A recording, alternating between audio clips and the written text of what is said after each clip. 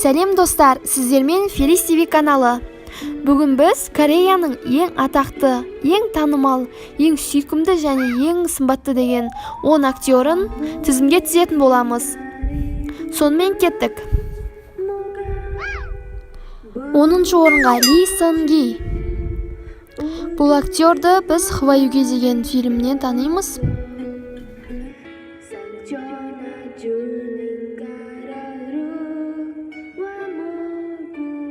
9-шы орынға Пак Ю Чон.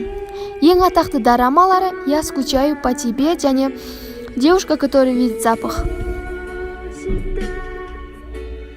Ал 8-ші орынға Сон Джун Киді жайғастырдық. Бұл актердің ең танымал деген дорамалары бас рөлді сомдаған «Потомки солнца».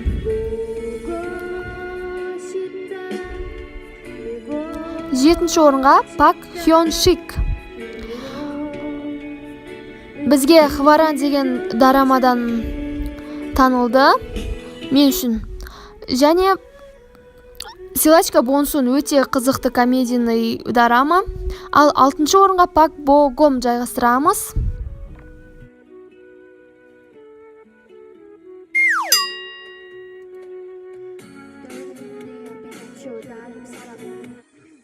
Бесінші орын Ким У Бин.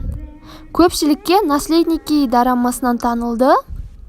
Және бұл актердің ең керемет дорамасы мен үшін «Безрассудно влюбленный». Сюзимен бірге ойнайды. Ал 4-ші орынға Ю Сын Хо. Бұл да мен ең сүйікті актерларым бірі. Ең алғаш бұны «Улы ханша сондық» дорамасынан көрдім.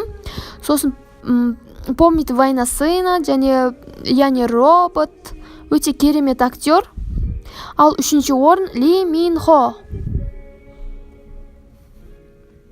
Бізге ең алғаш «Жігіттің сарбаздары» деген дорамадан танылды. Өте сымбатты актер. Және «Наследники» ең соңғы дорамасы танымал деген. 2-ші орынға Ким Су Хён. Бұл жігіт «Человек со звездой» атты дорамасымен көпшілікке танылды. Және тек қана Кореяға емес, Қытайда да өте белсенді танымалдылығы. Және бұл актердің ең алғаш дебют жасаған жылы 2011 «Одержимый мечтой» дорамасы. Ал 1-ші орынға Ли Чон Сок. Бұл жігіттің өте күлгені жымиған адамды тез баурап алады. Ең атақты деген дорамасы «Пока ты спала». Бұл Сюзимен ойнайды.